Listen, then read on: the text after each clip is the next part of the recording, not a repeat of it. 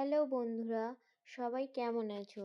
আজকে আমি কথা বলবো একটি জনপ্রিয় নাটক ভালোবাসার কবর নিয়ে।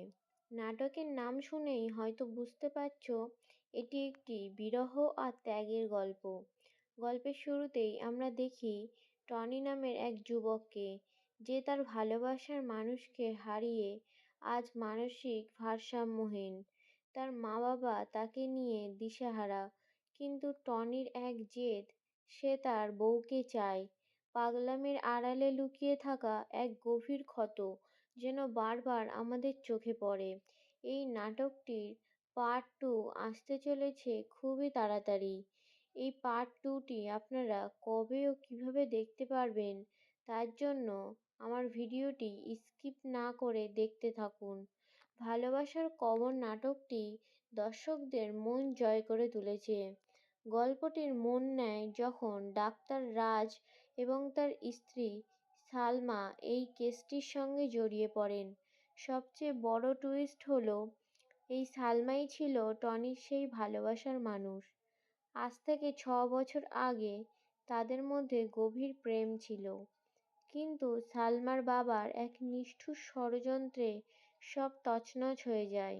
জনৈক এক মহিলাকে টাকা দিয়ে টনির ওপর মিথ্যা অপবাদ দেওয়া হয় যে টনি তাকে ধোঁকা দিয়েছে। সালমা কোনো কিছুই যাচাই না করে টনিকে বিশ্বাসঘাতক ভেবে দেশ ছেড়ে চলে যায়।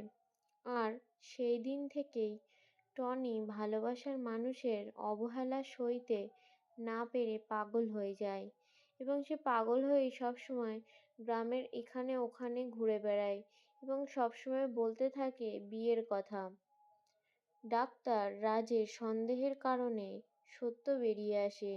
জানা যায় টনি ছিল একদম নির্দোষ। সালমা যখন নিজের ভুল বুঝতে পারে, তখন সে টনিকে সুস্থ করার দায়িত্ব নেয়।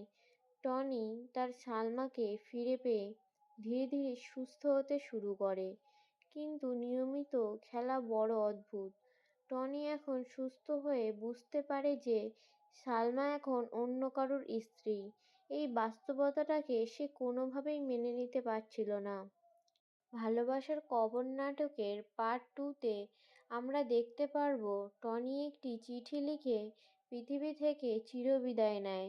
তার চিঠিতে লেখা ছিল, তিলে তিলে মরার চেয়ে আমি চিরতরে বিদায় নেওয়াকেই শ্রেয় মনে করলাম। সালমা তার ভালোবাসার মানুষকে ফিরে পেয়েও শেষ পর্যন্ত হারালো, শুধু নিজের ভুল সিদ্ধান্তের কারণে। এই নাটকটি আমাদের শেখায়, যাচাই না করে কাউকে অবিশ্বাস করা জীবনের কত বড় ক্ষতি ডেকে আনতে পারে। অভিনেতা টনি এবং সালমার অভিনয় ছিল অনবদ্য। দর্শকরা প্রচুর পরিমাণে এই নাটকটিতে ভালোবাসা দিয়েছেন এবং এর পার্ট 2 আসতে চলেছে খুবই শীঘ্রই।